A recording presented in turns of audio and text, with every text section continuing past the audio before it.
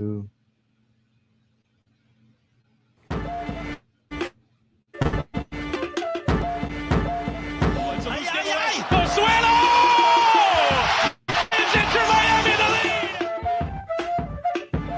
It's Gonzalo Higuain.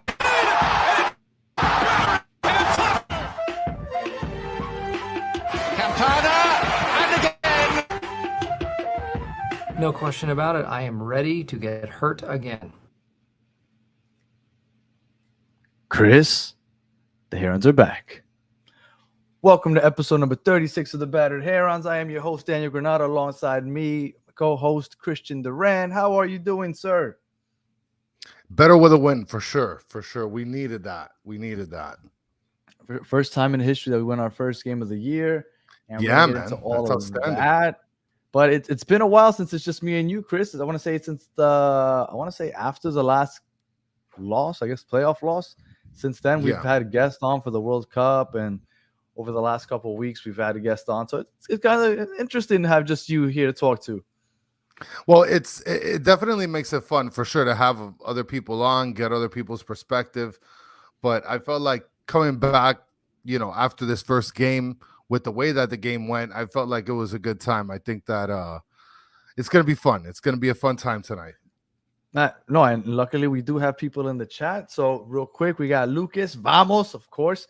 I think my favorite part of that Sergei Kristoff goal was when I watched the replay that he walked. I think he went up to, who was it? Was it Joseph? And he yells out, "Vamos!" And I'm like, okay, Mr. Ukraine. yeah. I see that. I was he's loving that. He's feeling it. And then we have Matthew clean sheet. That was my hope for this game. I wanted to win, obviously, but the clean sheet, it's awesome to start off with a clean sheet. We only had 5 all of last season, so it was great to see that. And then Adrian, what a way to start the season. Again, beautiful. And my man Steve Munoz, what's up, fellas? I appreciate you guys joining us. And I think everybody's in a good mood and excited to talk a little soccer. But before we get into that, I kind of wanted to get into the pregame, right? Before the game got started, there was a couple of days before, nobody knew where they were going to park because the yellow parking spot, the lot was taken or whatever. We found out that it was going to be open. I got there 2 hours early. I had no problem parking. I went straight in. My understanding is that lot got completely filled up. Yeah, man. I mean, they really packed it in. Which was awesome. That stadium was rocking. I hadn't seen. Yeah. The only other time I've seen it like that was that Orlando game. We won 4-1. It was awesome. But my thing is, I haven't heard absolutely anything about the yellow lot for next Saturday or the rest of the season. Yeah. Now, if the biggest lot is closed and they packed it to the brim, what exactly are they going to do moving forward? Well, it's scary because I remember leaving the stadium and the orange lot looked like a place where I would rage and run into at least 45 vehicles because passing that area, it was a disaster. Was the orange lot open? See, I mean, I only focus on the yellow, and then I know the green because we know a lot of people that hang out in the green. Yeah, I don't know any other lot. Well, I mean, the orange lot it's basically west of the stadium, and when I was going west to get on the turnpike, it was a nightmare. It looked like it was a nightmare getting out of that lot, and you got to cross streets to get over there. I mean, it's a disaster. And and by the way, Steve, he's bringing up if they check the seat, the lady literally just finger gunned me right into the parking lot. I said, "Oh, okay, so this is how it's gonna be this year, huh?" So even though it was free for season ticket holders and some other people had to drop $30 for it, everybody was getting in. And once the word got around, that's why that lot was so packed. That part was, like I said, packed. And I got there 2 hours early, so that wasn't an issue. But, man, I heard that some people got there close to halftime because the line was so crazy to get in. And then Esteban Dito just showed up. What's going on, Esteban? Yellow pass, that was crazy. But the actual, what do they call it? The fan zone? That was always awesome. I love the fan zone. They got the sunglasses. They got the games. Going out there with the kids is always fun. So I don't know if you people in the green lot never make it over to the fan zone because it's on the other side of the stadium. But if you guys ever come out to a game, Fan Zone, it's awesome. Get there early enough. You get a bunch of free stuff, free drinks, and the Bustelo. We got some free coffee. What did you think of the coffee? Because for those of you that are new to the podcast, Chris and I have a little vendetta with the Bustelo because we feel like they need abuelitas serving the Bustelo, right? You need the negative attitude and then the spumita. And we don't get that with the Bustelo stand. We usually get other people, and it doesn't taste as good. What did you think? Well, I'll tell you this much. They really stepped it up because at least they got a couple Latin chicks that started making the coffee. And we even got on film. Eventually, they will be abuelitas. Yes, eventually, yes. Technically, they will be abuelitas at some point, but they were doing the espumita shake, right? So when I saw that, I was like, oh, it's on.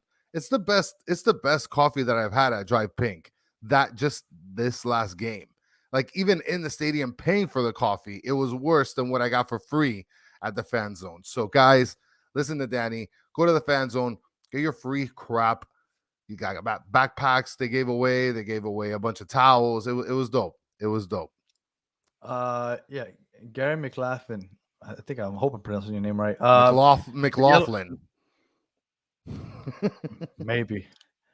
Yellow lot is as big as green, orange, brown, and purple combined, without a doubt. That's why I don't understand what they're gonna do. If they can't figure this thing out with the city, it's gonna be such a headache to park there this coming week because you're gonna have to either park orange, purple, and I'm assuming those are gonna get packed up. So what do? Do you park at those random factories that they have there, or the shopping malls that are nearby? Like I don't know what's gonna happen, but I'm not looking forward to it. So I hope they figure that out. I still haven't heard anything from my rep. I sent an email and I haven't heard anything back. But that's nothing new for me, unfortunately. I'm not going to call out my rep, but that's nothing new for me. Unfortunately, my rep just doesn't get back to me with necessarily the quickest of replies. Well, the tow trucks are going to have a field day that day. So if you're parked in a bad parking spot, guys, look out for that tow truck because South Beach Towing is coming right up your. And Matthew said there's free shuttles at the purple lot.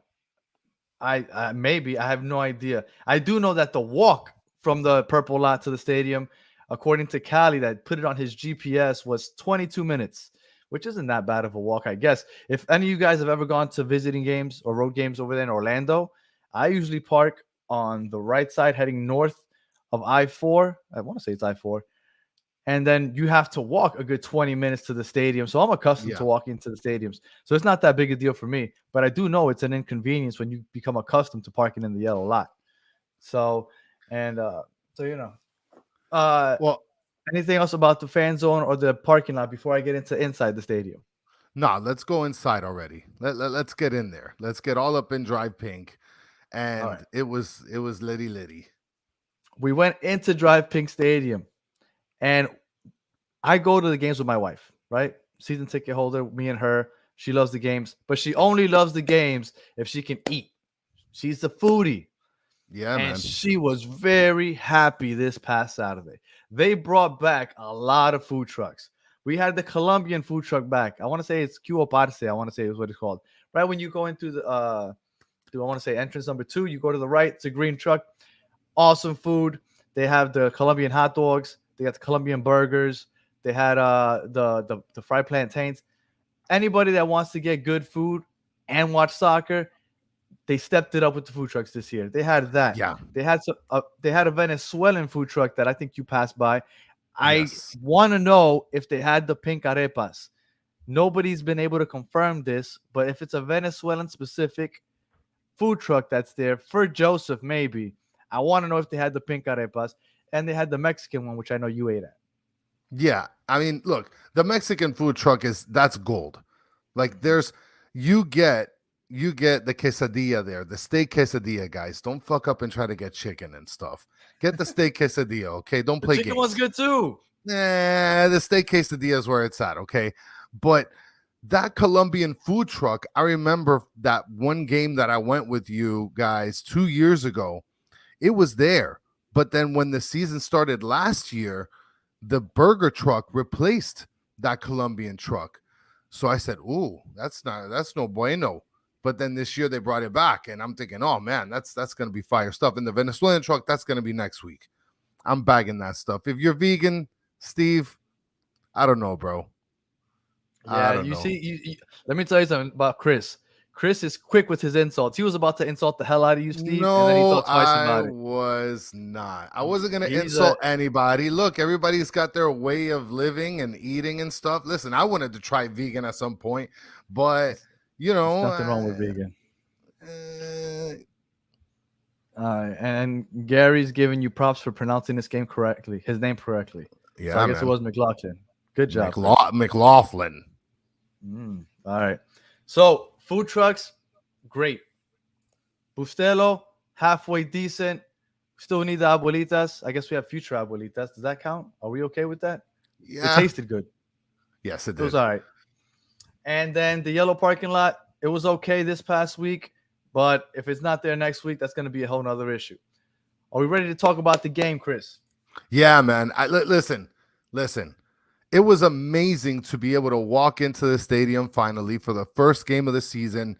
The energy was insane starting the game, which I want to mention that. The atmosphere was lit. It was wild.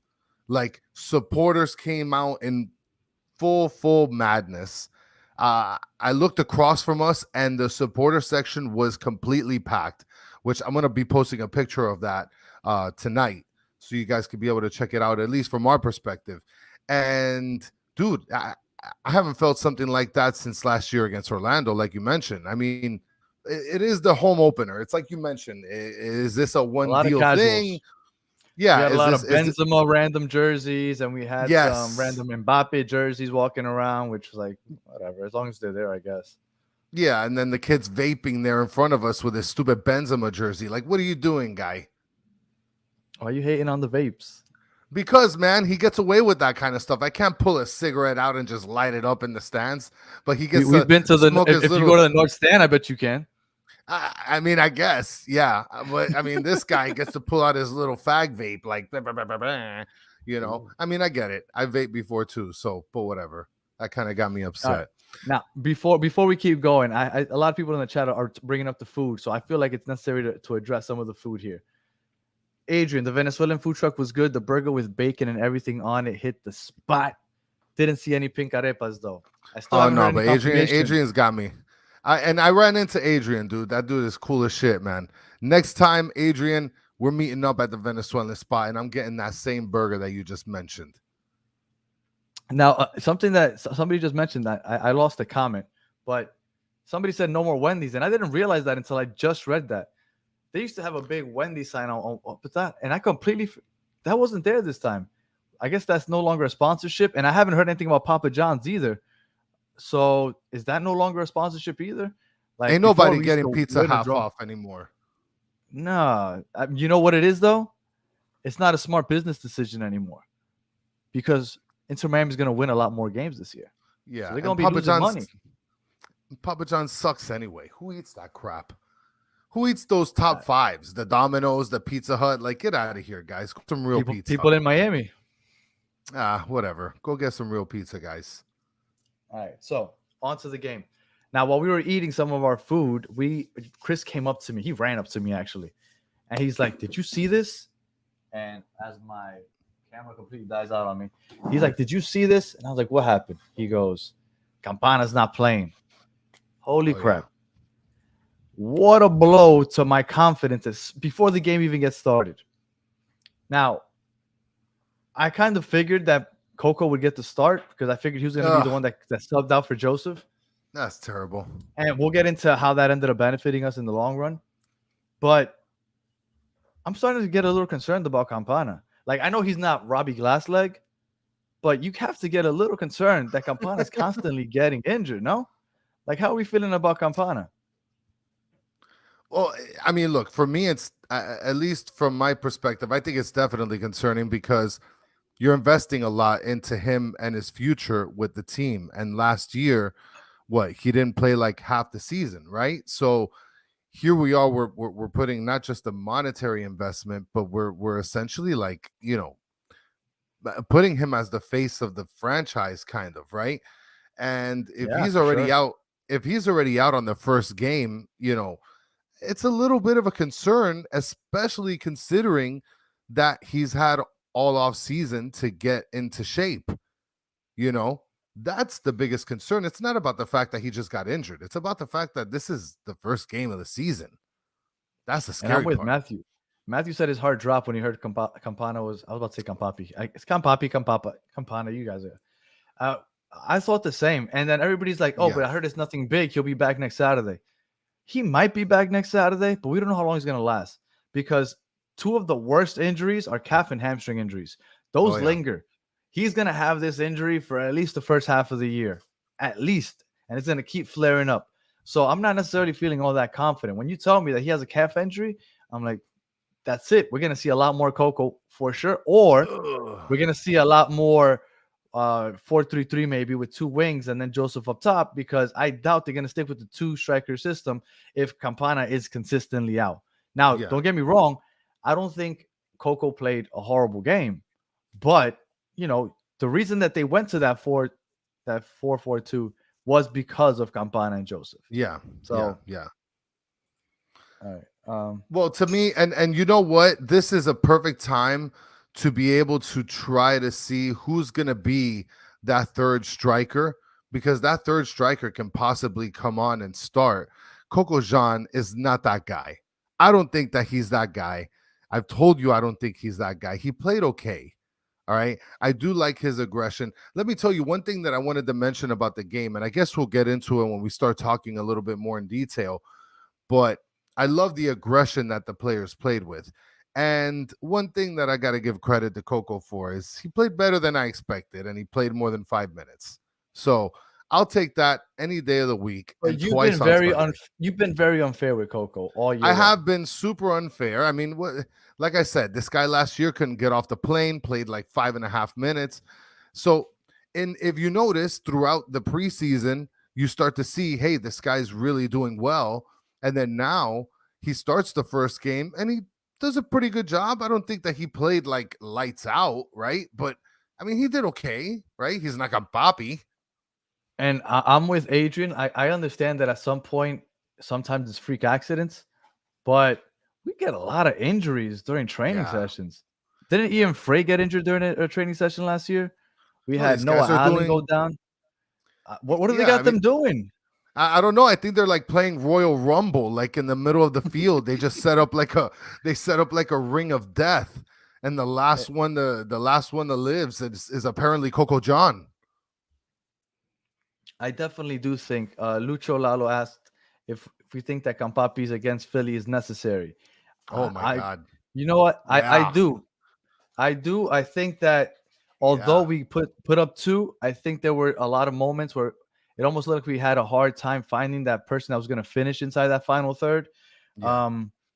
Joseph, I think Joseph doesn't look bad, but I don't think Joseph looks like Joseph. He had a difficult time connecting with a lot of his passes. I remember he was trying to catch Riedlin out on the right flank once, and then he overpassed it way ahead of him. He had a couple mishaps, and I was kind of surprised, but I figured it's going to take him some time to get used to it. I think Campana is necessary there to beat a team like Philly. Montreal, although it's awesome that we beat them, although they were returning 8 starters out of 11, I don't see Montreal as like a real serious threat in the East. They might be better than some people think, maybe, but I don't think they're a serious threat. So I wouldn't get overhyped about the way we looked against them. And I definitely do think Campana, it would be nice to have him back for Saturday. No, that's going to be critical. That's for sure going to be critical. I mean, look, here we are. We're hoping that Campana is going to be able to make this royal entrance, right? I'm hoping that he can be able to play against Philly, because I think that it's going to be absolutely necessary. I don't think that we can go against Philly putting in Coco Jean or Lassiter. I mean, I'm hating on Coco. Hey, listen, I don't know, man. I don't know. Well, speaking about Coco, what did you think about the first half of the game? Like, what are your thoughts on it? I am going to tell you about the first half, but just real quick to what Adrian said, we definitely need him against Philly that just put up 4 goals. I watched that Philly game just to see what they were coming at, and we're gonna be back on Wednesday with a guest from, oh man, I forgot their podcast name. I feel bad. I think it's called The Free Kick. It's a Philly Union podcast. They're gonna come on so we can preview that game. But I will tell you, two of those goals were really crappy penalties that like it was like hit or miss. Maybe they should have gotten the penalty kick. Maybe they shouldn't have. Now the two goals they did score were fucking beautiful. That second goal by Julian Carranza, right before he got it, this kid Torres did. It's an N1 mixtape type goal. You have to go ahead and check it out. It is. And so yes, I understand they put up 4. Necessarily wasn't an impressive 4, but yeah, it's definitely going to be a challenge. Now back to this past weekend, the first half. I think the scariest part. I think we played pretty well the first half, but that Drake giveaway, that right there, was terrifying because that's what you're scared of when you have Drake back there. Now, let me preface this by saying, and we'll talk about it maybe later on, I think Drake was the man of the match. But I understand not giving it to him if you want to point out this one mishap that should have led to a goal. But it was a one-on-one opportunity for Montreal, and then Drake saved it. So that was troubling. But for the most part, I thought the team overall was moving the ball well. I think we missed some opportunities. I thought on the final third, we had some chances, but I felt like we just – the chemistry just didn't seem to be there, at least for me. With Joseph, he just didn't mix well. And then Pizarro had Joseph. He was cutting in behind, and Pizarro holds the ball way too long. He just misses cutters all the time. And it kills me sometimes. And I know I don't want to get on Pizarro too much because I honestly, truly believe that I'm sorry, I thought I heard something. So I want to truly believe that if Pizarro, for example, wasn't Pizarro, right? If it was a different name on the back of that jersey and he was a brand new player, after game 1 would have looked like this kid has potential. He's not that bad. But because Pizarro is Pizarro and he has the pass that he does with us, I look at him and I'm like, he's still playing the same. He's still making the same mistakes. So I don't think he played poorly, but because I'm already used to the mistakes that he makes, I'm expecting them. And when I see them, they frustrate me. So it's almost like an unfair analysis that I have for him because I understand that he didn't play horribly. But when he does make errors, I'm frustrated because it's kind of what I expect from him already. Well, I think the problem is that he's a DP, so he's being looked at as give me DP stuff, right? Like, show me why we're paying you so much money and why you hold one of the 3 most important spaces on this roster. I mean, unfortunately, for good or for bad, right? The mistakes in the past by the organization led us to now we have Pizarro, and we're like basically telling him, hey, you got to show up or show out, you know? And to be honest, I didn't get a chance to watch Pizarro myself, but he didn't really disappoint me this game. He was hustling. No. He was fighting for balls. He was playing good with the ball. He stayed with the ball a lot less than I anticipated. But the one thing that really was great for me and what I thought was a shining light in this game is that the intensity of this team was, and I mentioned it to you like 15 minutes into the game. I said, man, it's 15 minutes. These guys are rocking, bro. And I don't want to say I never, but I feel like I didn't see that intensity for such a long period of time in games. I felt like for the most part in the game, they had a lot of activity and their passing was great, which I thought they had more possession, but Montreal had 55% possession over the 44% that Miami had. For the game or for the half? For the game. Wow, surprising. I didn't think that either. I hadn't seen that. Yeah, for the game they had 55% possession, Montreal. And I didn't consider that. I thought that Miami had more possession than Montreal, but I guess statistics show otherwise. I thought that their passing was decent, not the best. It's the first game, but for the most part, I felt like they were rotating the ball around pretty well, and a lot of players showed out. Look, who impressed you the most out of the 11? Do you know what? Out of the newcomers, who impressed you the most? Listen, the guy that impressed me the most is Negri. Yes, Negri is the guy that also. Yeah, yes. Negri is the one that really, really, man, he stepped up, dude. He was all over the place. Yeah, he was on defense. He was on offense, running back and forth. And it's kind of the same as what we kind of anticipated from Noah Allen. But at the same time, you could tell that this guy's experienced. You could tell that he really wants to, distribute the ball. But then at the same time, he's not afraid to rock it. He tried a long shot at some point in the first half, I believe. No, it was in the second half. Yeah, it was in the second half. And it was on target too. Oh, yeah, no. And let me tell you, that makes me happy because that means that Jean Mota is going to take less of those and he's going to take more of those. So, hey, I want to give a quick shout out to Sigmund Judge. He said he watched his first game in the UK this weekend. He loved that he was able to follow the league. That's awesome. I think that's going to be and we're going to get into the Apple TV stuff in a bit, but I'm really glad to see that around the world, especially when Messi gets here, that people could just go ahead, download that app and just watch games. That's awesome. So I was with you. Negri, I thought, was the most impressive of all the newcomers, even though Christoph, man, I love watching him because he seems so calm. When they were pressing him, it's like, I remember there was a point where he was off to the right side of Drake and they had two men running at him. And in a case like that last year, Lowe would have sent it, right? He would have completely kicked it out of bounds just to live to fight another day. And you know what? I would have been like, okay, good job clearing the ball. Let's live to fight another day. Boom, corner kick, whatever it may be. And I wouldn't have been upset with it. But not Sergi. He went and he just did a little flick over the two defenders. Boom, got it to Yedlin, and they were off and running. And it's like, he's about that life. He is so calm under pressure that it's refreshing. It's refreshing to see. And I feel so good having that guy back there. Gregory, I thought, was a bulldog. He was cutting passes in the box. I felt like overall the 11, I can't say there was anybody that I was necessarily upset with or that I thought played a bad game. Maybe they didn't play great, but I don't think anybody necessarily played poorly. Maybe somebody in the chat might disagree, but that's how I feel. How do you feel, at least in the first half overall? What do you think, Chris? Well, I mean, I think if we're going to try to see who played poorly just out of the starters, I think that Academy Award has to go to Jean Mota just by default, right? Because, like, he didn't really have any outstanding moments in the game, right? You know what I did notice about him?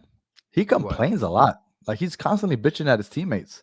And I didn't realize that until Saturday. Oh, that's no bueno, my friend. That's a little Higuain-ish, no? Well, yeah, and the one thing about Kristoff that you mentioned is, and I love the way that Kristoff and McVay played together back there on defense. They both were very composed, and now that you get a chance to see McVay play with a really a pretty good center back, like it's like you said, it's comforting to know, hey, we got a pretty solid, center back core there. And then you got, Yedlin, who is Yedlin, right? I mean, he's running up and down trying to make something happen. I mean, would you give him the player that didn't, I guess I'd give square him up in your eyes? The Midland, like what everybody is saying? No, that's Matthew. I think he might have coined that, the Midland. I had never seen that before. I just saw it in the chat. He was meh. Like, he didn't do anything to necessarily make me go crazy upset, but at the same time, he didn't do anything outstanding. I guess he was solid. I mean, I guess I could say that. Like, Negri to me stood out on the left. We had the clean sheet, and honestly, like I said, Drake was the player of the match in my eyes, even though Kristoff got it, which, look, I can't argue that necessarily all that much either because he had a great game. But again, first half ended 1-0 because Kristoff got that goal. Now, who had that on their bingo card? Look at this hot take by Matthew. That is a really tremendo hot take. That shit is steaming, boy. For those of you on audio, Matthew in the chat said Joseph didn't do too much, to be honest. With the hands up, like, I'm just saying, guys. Yeah, I mean, he had a shot from outside the box. Didn't do too much with it. Like I said, I thought he had a hard time connecting his passes when he had some outlets out on the wide. He tried to catch Yedlin out wide, couldn't connect. But I don't know. I don't want to be too hard on Joseph just because, and maybe Neville said it because he knew that people would take it easy on him once he says that he's not necessarily fit. But as soon as you say that, I'm like, okay, he's not fit. Let me give him some leeway. And it worked because that's how I'm thinking. I'm like, he's not necessarily fit. So I'm okay with Joseph. Stefanelli, dude, that guy, eh, he has like a metal lung where he just keeps going, and it's like it's crazy. Stefanelli is crazy energetic. Now he's not a Pozuelo, a 10, no, but Pozuelo didn't run around like Stefanelli does. He didn't trap back on defense. Stefanelli was everywhere to the point where he cramped up and had to leave the game. Yeah, Like I think that's how much he ran. I think that makes up for his lack of the Pozuelo effect. The fact that he's so active and willing to run back on defense and then try to still create plays. I mean, obviously you'd want, I mean, of course you'd still want that sort of point guard, 10 out of Pozuelo. But I mean, at this point, like, beggars can't be choosers, guy. He's not with us anymore. And we got to hope that Stefanelli, shows up big, which, talking about showing up big, talking about the second half, we had a couple changes that happened during the game. I mean, we had a bunch of people on the bench. We had Borgelin, he came off the bench. Bryce Duke came in on the 62nd minute. Borgelin came on the 68th minute with Lassiter that came in for Coco Jean. We had all five substitutions made in the second half. We had Franco on last week, and Franco told us he does not believe that Bryce Duke has proven or earned a shot to start at the 10. I'm sorry. Yeah. I think Bryce Duke is our number 10. And I know he's still not going to get it. I know it's still going to be Stefanelli. I get it. And Bryce Duke's going to get the sub minutes. But I'm sorry. Every time I see Bryce Duke, I'm thinking to myself, how do people say that this guy isn't a 10? Bryce Duke is dropping dimes. He's out here dropping straight up dimes. I think that Duke needs to be given that opportunity. Now, Stefanelli went down with a cramp. I haven't heard anything about it afterwards. I don't know if it was an actual injury or it was just a cramp. But if Stefanelli's out, I don't want to see Pizarro at the 10. I don't want to see anybody, Coco at the 10. It better be Bryce Duke. Stefanelli, if you want to put him at the 10, as much as I dislike it, go ahead. Fine. I won't argue that. But if Stefanelli ain't playing, that shit better be Duke. I mean, Stefanelli, they probably just put him in like a tour. They probably put him in like a chamber and then just release him like a robot. So he should be fine. But Duke is him. And he also almost did have that volley, Adrian. Sure. I mean, that was then he doesn't know how to shoot, according to Danny. Anybody that's been listening to this show since last summer will know that I love Bryce Duke almost as much as anybody else. But I hate Bryce Duke shooting. And I know that it's a number 10, so he needs to be able to finish here and there. But Bryce Duke is one of the worst finishers I ever seen in my life. I've never seen it happen. He has one goal last season, and I want to say that he was wide open. Like, the kid can't finish. If you remember that Open Cup match when it was the penalties, go ahead. Everybody has the Apple TV app now. I don't know if they have Open Cup games on there. If they do, go ahead and watch that. Watch Bryce Duke take that penalty kick. By far, one of the worst taking penalty kicks you'll ever see in your life. The kid can't finish. In like MLS history. What do you think? I mean, look, one thing that I do got to say is he's a point guard, right? Adrian's out here. He's a playmaker. Adrian's out here. He's in the chat. He's got too many moves. Adrian says that not even his teammates can keep up. I mean, this kid is a point guard. And then we got Steve Munoz kicking in. This, I think, is gold right here. You are on the money, Steve. Having Duke start and Stefanelli replacing Coco in the starting lineup, get Coco out of here, get Franco out of here. Franco, you don't know what you're talking about with Bryce Duke. I understand the opinion, but on top of that, downtown Peter Brown loves Bryce Duke, and he had Franco on, which, I mean, everybody's got their opinion. Look, and Franco's right. He needs to see more, right? You want to see more out of Bryce Duke. I'm hoping that Bryce Duke's going to have the opportunities. Luckily, he got in pretty early with 30 minutes to play in the game. So, only time is going to be able to tell for the kid. Now, I didn't see it, and it's my fault for not checking beforehand. Was Robert Taylor on the bench? Oh, Robert Taylor was not on the bench. Robert I Taylor didn't. was not on the bench. It was yeah, go ahead. No, I did a poor job. I completely realized I didn't check to see what the issue was with Robert Taylor. Maybe somebody in the He was getting his chat he knows. was getting his visa. He was getting his visa, Oh, so that's why. Lucas, thank you. And no, Bryce Lucas still worse, but that's another person I have an issue with. Lucas just brought up Lassiter. Lassiter, the dude. He There's been a doinked it few right times off for the Lassiter, he doinked but it off that's the what he woodwork does. this last game. And let me But tell that you, was something, a if it's hard not angle off, though. nah, get out of here. If it wasn't for that, he would have hit it off a defender. He's done that on several occasions. There was a game last year where it was just a defender with his hands behind his back, right? Because he can't touch it with his arms, so all he has to do is just throw his legs. And I promise you, if he would have attempted to hit the defender instead of scoring a goal, he would have failed because it was that difficult to hit the defender in that open goal. But he hit it right at the defender. He does this consistently. He just misses late goals. I don't understand how he does it, but it's like almost guaranteed. I feel for Lassiter because it's like he does everything right until that very last moment where he just has to get the ball inside the back of the net. But there's a benefit to that, at least this past weekend. Because if he scores that, we don't have that awesome story. What story? Of course, yeah.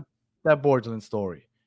Yeah. Look, when we signed him and we got his homegrown rights and then we signed him to the first team, I thought it was cool. I thought he would get in there for the Open Cup. He would have his chances here and there.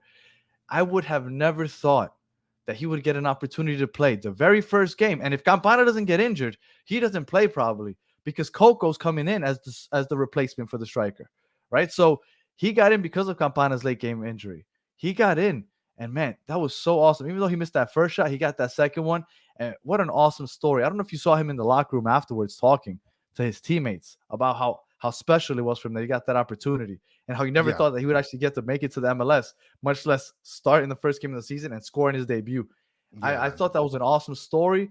And thank you, Lassiter, for sucking, because if it's not for you sucking, then he doesn't get that opportunity. Well, and for sure he took full advantage of the opportunity that he had. I mean, and the best part is that finally he was able to get on the field his first time and actually score a goal. Because the first goal by Krivstov was kind of like a chest bump into the goal. Mm-hmm. But, Borgelin kicked it right in. I mean, after like 2 attempts, but still, Look, he got it. He got it right in right after, yeah. And let me tell you, that's a big boy. Like they were having issues keeping him. They were constantly fouling him because that's a big boy. You know who he reminded me of? He reminded me of that kid DK that used to play for Orlando. I think that was before you started watching, Chris. I don't think you watched Orlando, but he's playing out in the EPL now. I don't know if he's in first division or second, but that's a big boy. And DK, he reminded me of DK immediately when I saw him out there. The way the CBs were trying to basically tackle him down. There was one that they did right in front of Neville. Neville lost his mind. I think he's gonna do great. And actually I hadn't really thought about the fact that La Cava, we didn't get to see him. I always thought that we would see him before we ever saw Borgelin. Yeah, for sure. Yeah. For sure. To be honest, I thought we were gonna see him before Borgelin. I thought that they'd probably put somebody else up at the top other than Borgelin. I thought maybe they put up Lassiter, especially with how often Lassiter has been playing like the attacker position with the team lately. It's only based off the fact that they've been putting him up there, right? I'm not saying that this guy is the key in this situation, but I mean, that's where he's going to play. We don't play with wings, so he's going to be the striker for sure. Yeah, and let's talk about the sixth guard right here, right? Let's talk about Drake a little bit because it's funny. We mentioned that he had the mishap, but his goalie skills came through in the clutch to block the shot right after. And then we saw it from our seats in the second half. They're playing defense on our side over in the south side, and he was all over the place. Spider-Man. I understand why they gave it to Krivstov because he had a solid game defensively and he scored a goal. I get it. And I understand that Drake almost cost us a goal. But he stopped and saved, I want to say, like 4 shots that should have been goals. If he doesn't get those, we don't win. Like, to me, he was the man of the match. And again, I get it. And I'm glad that Krivstov got it because I think it's cool, first game and everything. But Drake was the man of the match. That guy, it almost has me a little worried, honestly, because I'm like, okay, that's great. We got a clean sheet. But it's like, but man, Drake had to stop a lot of fucking balls that were like he did. one-on-ones. Look, I thought Negri played a great game, but he let one of the Montreal defenders get in behind him, and it was a straight one-on-one against Drake out on the right side. And thank God Drake got that block, but that was the one mishap that Negri had. He just let him get straight behind him. Him and Mota were caught sleeping. But Drake is a wall, and I couldn't be any happier. Neville says that he hopes that one day he can get onto the U.S. men's national team. And you know what? If he keeps playing like this, I wouldn't doubt that he can. I believe it. I believe it for sure. Yeah,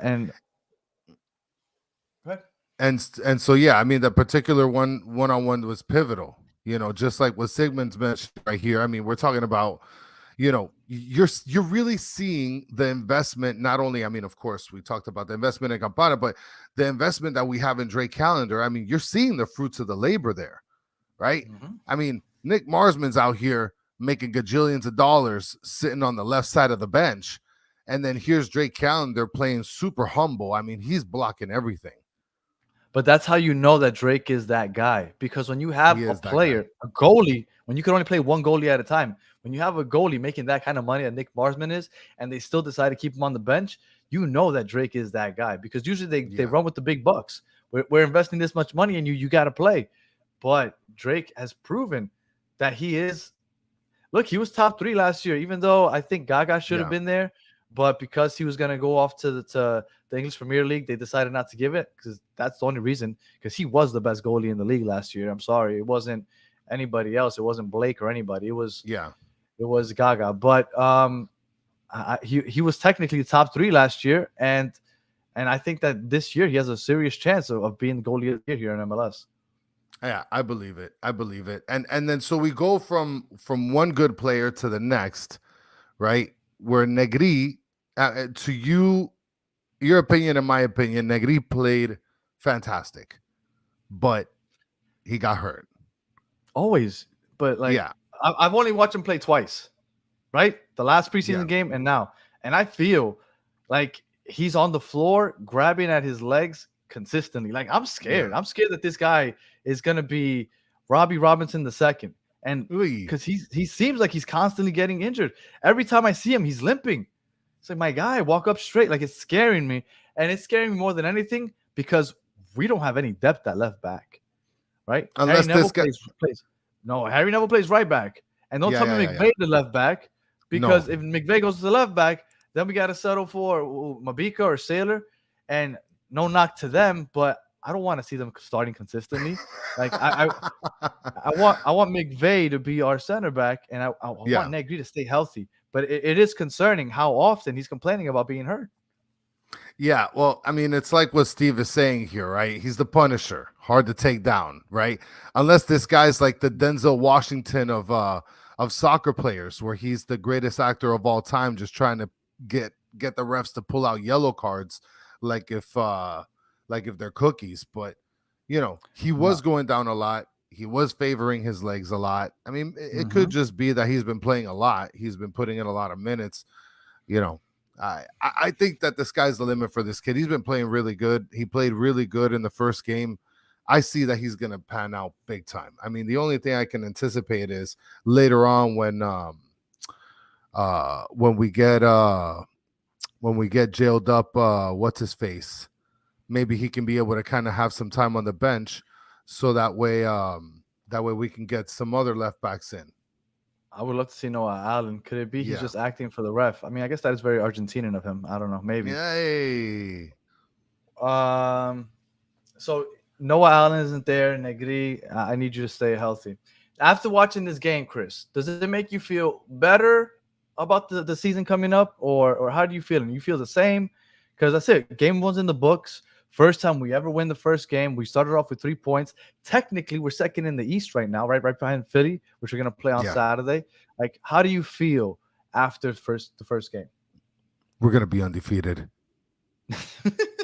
I don't know for how long, but we're going to be undefeated, baby. Probably. That's what I feel it in my veins. Okay. I mean, possibly till Saturday, because, I mean, you want a good test, right? You want a barometer. Like, okay, this is the best, so let's see how we match up against the best. Oh, It's yeah. not going to take us long. Game number 2 against Philly. Like, I'm glad that we're coming in with some confidence, but man, it's quick. We got Philly. They won 4-1. Let me tell you something. I watched that game, and Columbus looked like they were running the show to start the game. I was like, wow, Columbus looks really good, or Philly isn't as scary as I thought. But then Philly got rolling. Obviously, they got those penalty kicks, which helped. Then, and I thought I was gonna be a little more worried about that Philly game before I watched that game between Philly and Columbus. And I suggest you guys give it a watch. Also, I mean, it's not too bad. They're two good teams. There was a lot of gold, so it's not too bad of a watch. One thing I want to mention about the game, right? Because we didn't hear. Yeah, we didn't hear. I just saw the tie comment. Yeah. Oh yeah, no, your comment. Yeah, your comment about that tie. Yeah, it's not favorable. Draws are stupid. Well, I want to mention something because we didn't get to watch the game on TV or on Apple, and we watched the highlights, right? Ray Hudson, man, fucking miss you, man.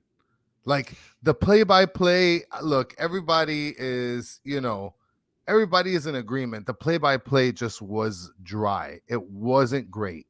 And there's other games that I was watching highlights for that the play-by-play was fantastic.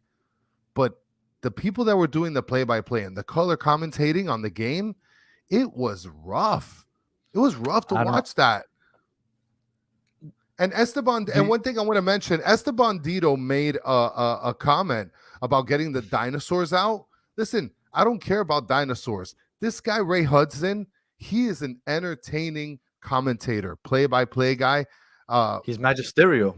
Yeah, he is super magisterial. So I'll take Ray Hudson any day of the week over anybody else. Well, I will tell you, I guess you want to start talking about the Apple TV. I will tell you that.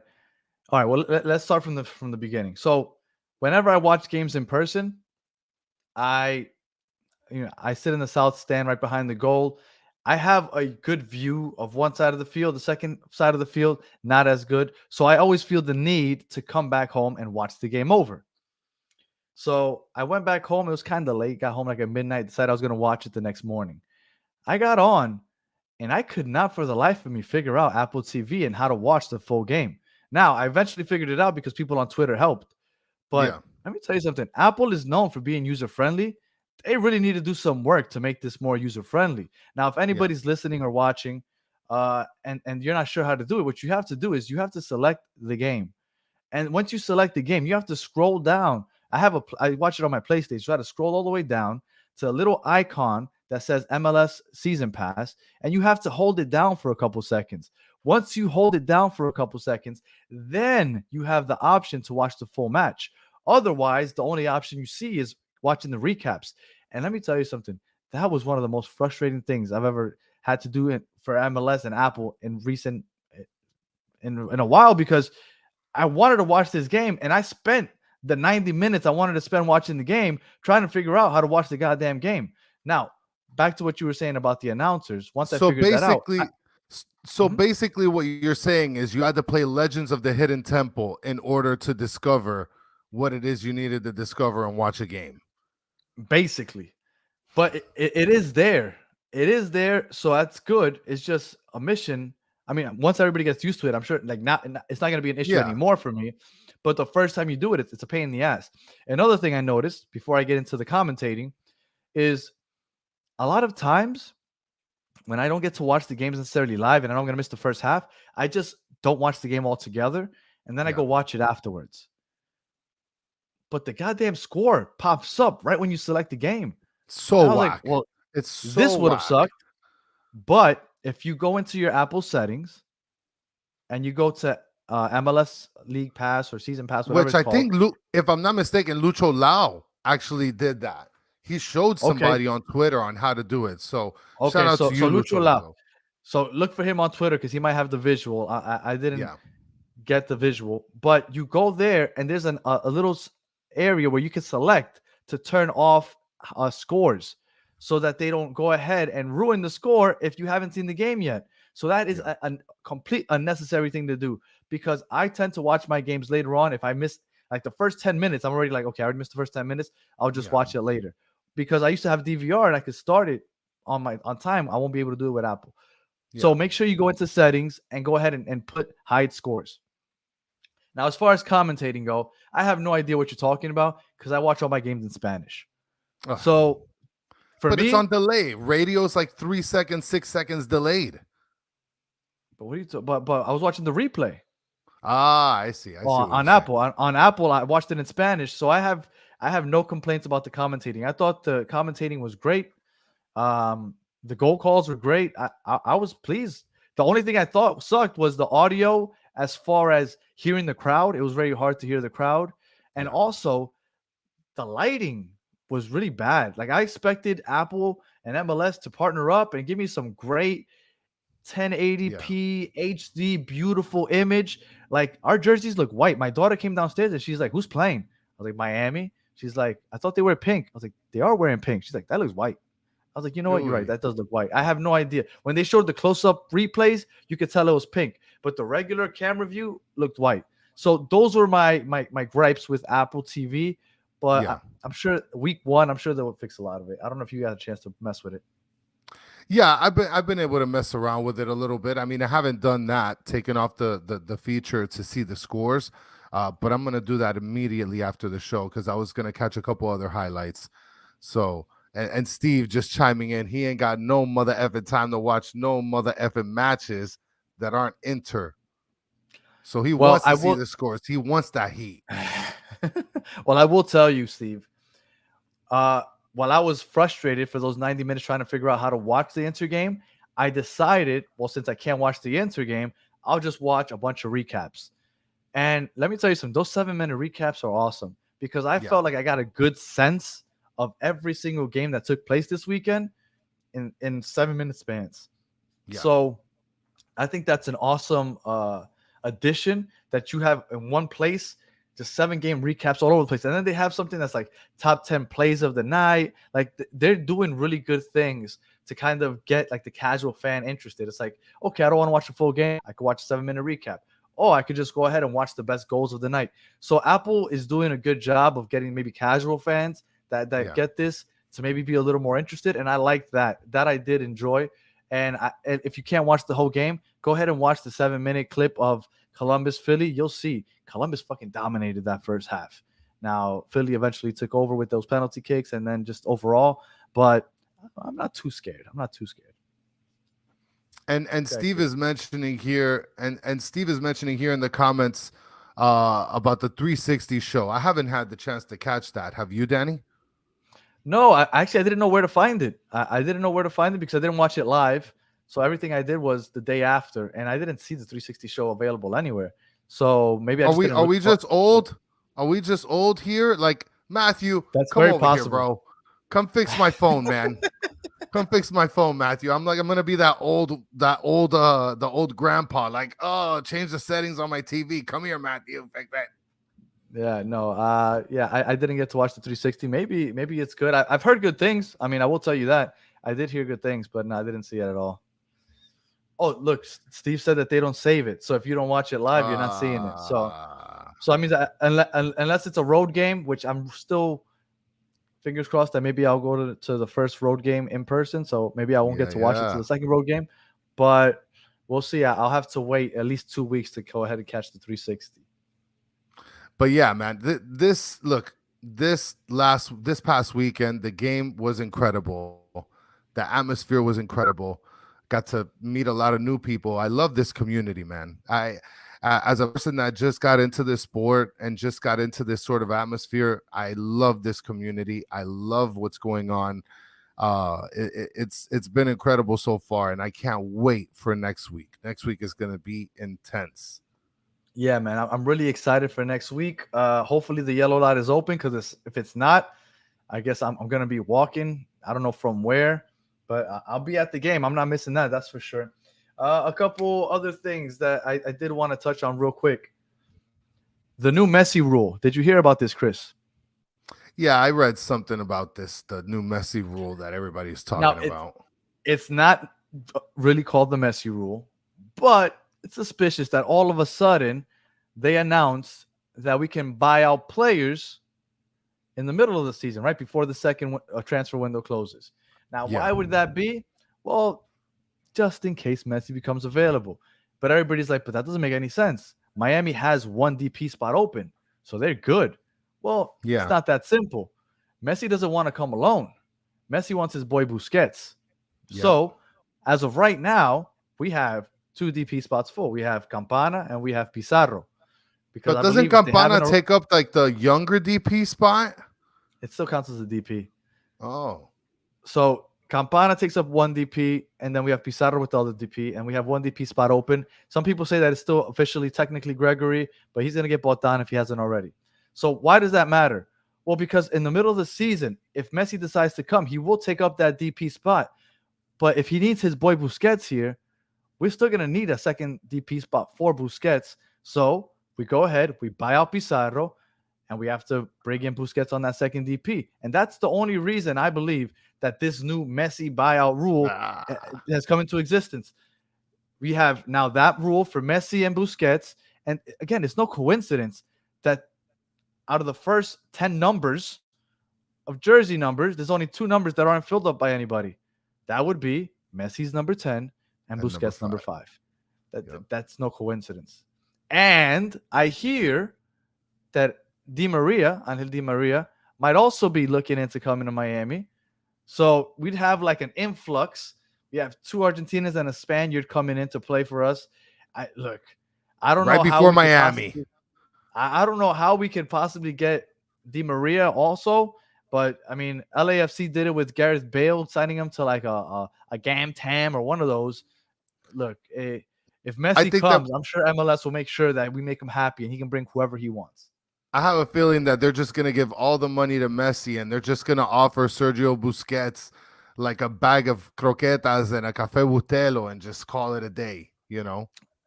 By the young abuelitas. Yeah, by the young abuelitas. Correct. Adrian, Busquets is not worth a DP spot. No, he is not. But Messi is. And if that's a requirement, so be it. I mean, I don't want. I personally don't want Busquets. I don't want him. You want the hot chick, you got to take the ugly girl too, you know?